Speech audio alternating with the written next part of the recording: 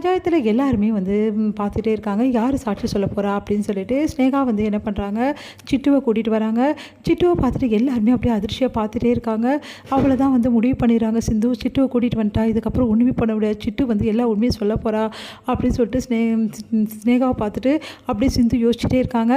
அடுத்து வந்து நான் சொன்ன சாட்சி இந்த பொண்ணு தான், இந்த யாருன்னு எல்லாருக்கும் தெரியும்ல, இவ தான் வந்து சிவா வீட்டில் வேலை செய்கிறா, இந்த பொண்ணு தான் சிவாவோட மொபைலை எடுத்து இந்த மாதிரி வந்து மெசேஜ் அனுப்பிச்சிருக்கா, வேணா இந்த பொண்ணுக்கிட்டே கேட்டுங்கன்னு. ஆமாங்க நான் தான் அனுப்பிச்சேன் ஐயா, என்னை மன்னிச்சிடுங்க அப்படி சொல்லிட்டு அழறாங்க சிட்டு. அதை பார்த்து எல்லாம் அதிர்ச்சி அடைகிறாங்க. நீ ஏன் இப்படி பண்ண அப்படின்னு சொல்லிட்டு கேட்குறாங்க. எனக்கும் வந்து சிந்துக்கும் சின்ன வயசுலேருந்தே பழக்கம் இருக்குது, அவளும் நானும் ரொம்ப ஃப்ரெண்ட்ஸ், அவள் எனக்காக நிறைய விஷயங்கள் செஞ்சுருக்கா, அவள் டாக்டரை ரொம்ப நேசிச்சா, டாக்டர் இல்லாமல் இந்த உலகத்தில் நான் இருக்க மாட்டேன்னு சொன்னால், எனக்கு வேறு வழி தெரியல, அவளுக்காக மட்டும்தான் நான் இந்த வேலையை செஞ்சேன், என்னை மன்னிச்சிடுங்க அப்படின்னு சொல்லிட்டு எல்லாருக்கிட்டையும் மன்னிப்பு கேட்குறாங்க சிட்டு. இதை பார்த்துட்டு அதிர்ச்சி அடைகிறாங்க அன்னபூர்ணியால் தாங்கிய முடியல. சிந்து கிட்டே இவ சொல்கிறதெல்லாம் உண்மையான்னு கேட்குறாங்க. சிந்து அழறாங்க, என்னை மன்னிச்சிடுங்க அத்தை அப்படின்னு சொல்லிட்டு. ஒன்றை போய் நம்மளை பாரு, என்ன சொல்லணும், என் பிள்ளைய நம்பாமல் ஒன்று நம்பினதுக்கு எனக்கு நல்லா வந்து கொடுத்துட்டேன் நீ தூக்கி அப்படின்னு சொல்லிட்டு செமையாக டென்ஷன் ஆகிடுறாங்க. சிவா கிட்டே மன்னிப்பும் கேட்குறாங்க அன்னபூர்ணி. அடுத்து வந்து இப்போ புரியுதா அவங்க எல்லாருக்குமே, சிந்து வந்து பொய் சொல்லி நாடகம் ஆடி கல்யாணம் பண்ணியிருக்கா, இப்போ புரியுதா, இவ சொன்னதை நம்பி கல்யாணம் பண்ணி வச்சிட்டிங்க, இப்போ தெரியுதா சிவா எவ்வளோ நல்லவர்னு சொல்லிட்டு, அவர் எந்த பாவமும் செய்யாதவர், அவர் மேலே எவ்வளோ பெரிய வந்து பழியை சுமத்திருக்கீங்கன்னு இப்போ புரியுதா அப்படின்னு அப்படியே எல்லாருமே பார்க்குறாங்க. அப்போது டாக்டர் எந்த தப்புமே செய்யலை, இப்படி பண்ணிட்டியம்மா, அவரோட புகழுக்கும் பேருக்கும் இப்படி கலங்கத்தை ஏற்படுத்திட்டியே, நீ எல்லாம் ஒரு பொண்ணா அப்படி சொல்லிட்டு எல்லாரும் வந்து பயங்கரமாக பேசுகிறாங்க சிந்துவை. இதை பார்த்து அவங்க அம்மா அப்பா வந்து மனசு கஷ்டப்படுறாங்க. இப்படி பண்ணிட்டியம்மா, வீட்டுக்கு இவ்வளோ பேர் கெட்ட பேர் எடுத்து கொடுத்துட்டியேன்னு சொல்லிட்டு அவங்க அப்பா கதிர அழறாரு. என்னை மன்னிச்சிடுங்கப்பான்னு சொல்லிட்டு சிந்து அழறாங்க.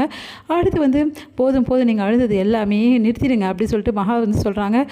இங்கே பாருங்க அக்கா, நீங்கள் சொன்னபடி வந்து வாக்கு கொடுத்துருக்கீங்க, கண்டிப்பாக கல்யாணம் பண்ணி வைக்கிறேன்னு சொல்லிட்டு ஸ்னேகாவுக்கும் சிவாக்கும் அந்த வாக்கை நிறைவேற்றுங்க அப்படின்னோடனே, உங்கள் கல்யாணத்தை அப்புறம் வச்சுக்கோங்க, முதல்ல இந்த சிந்துக்கு ஒரு வழி பண்ணுங்கள், சிந்து சிவாவோட பொண்டாட்டியாக இருக்கிற வரைக்கும் நான் எப்படி கல்யாணம் பண்ணிக்க முடியும் அப்படின்றாங்க ஸ்னேகா. அதை கேட்டு எல்லாம் அதிர்ச்சி அடைகிறா. அப்போ என்னம்மா பண்ணுன்ற, சிந்து கழுத்தில் சிவா கட்டின தாலி இருக்கக்கூடாது, அந்த தாலியை உடனே தெரிய சொல்லுங்கள் அப்படின்னு அதிர்ச்சி அடைகிறாங்க எல்லாருமே. சிவா அந்த தாலியை எரி சிவா, இதுக்கப்புறம் சிந்து கழுத்தில் தாலி இருக்கவே கூடாது, அப்போ தான் நீயும் நான் நல்ல நிம்மதியாக வாழ முடியும் அப்படின்றாங்க. சிந்து பயங்கரமாக அழுகிறாங்க. உங்கள் எல்லாரையும் நான் கெஞ்சி கேட்குறேன், சிவாவை விட்டு டாக்டரை விட்டு என்னை பிரிச்சுட்டீங்க, பரவாயில்ல, பிரிஞ்சால் கூட எனக்கு கவலை இல்லை, ஆனால் வந்து நான் டாக்டர் கட்டின தாலியை மட்டும் என் கழுத்துலேருந்து வந்து எடுக்காதீங்க, உங்களை எல்லாம் கெஞ்சி கேட்குறேன்னு சொல்லிட்டு பயங்கரமாக கதறிக்காரு அழுகிறாங்க சிந்து.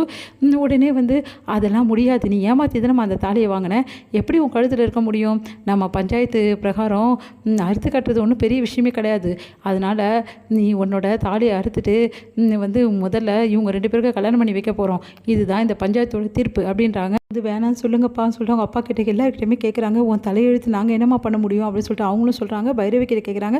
பைரவி வந்து நீ இப்படி பண்ணுவேன்னு நினச்சி கூட பார்க்கல சிந்து, நீ வந்து இவ்வளோ ஏமாத்துக்காரியா அப்படின்னு சொல்லிட்டு பைரவின்னு டென்ஷன் ஆகிடுறாங்க. எல்லாருக்கிட்டையுமே சிந்து வந்து கதிரை அழறாங்க, யாருமே கேட்க மாட்டேங்கிறாங்க. அப்போ வந்து சிவா வந்து சிந்துவே பார்த்துட்டு இருக்காரு. சிந்து கதிரை அழதே பார்த்துட்டு அவருக்கு மனசு கஷ்டமாக இருக்குது. அப்படியே பார்த்துட்டே இருக்காரு. சிவா டாக்டரே இங்கே பாருங்கள், நீங்கள் போய்ட்டு நீங்கள் கட்டின தாலியே நீங்கள் கையாலேயே அறுத்துடுங்க, அதுதான் முறை அப்படின்னு சொல்லி சொன்னோன்னே, சிவா நீ அறுப்பா அப்படி சொல்கிறாங்க. எல்லாருமே வந்து அறுக்க சொல்கிறாங்க. ஆனால் சிவாவில் ஒன்றுமே பண்ண முடியல, அப்படியே பார்த்து நிற்கிறாரு. டாக்டர் உனக்கு கெஞ்சி கேட்குறேன் டாக்டர், இந்த தாலியை மட்டும் கழட்டாது டாக்டர் அப்படி சொல்லிட்டு அழறாங்க.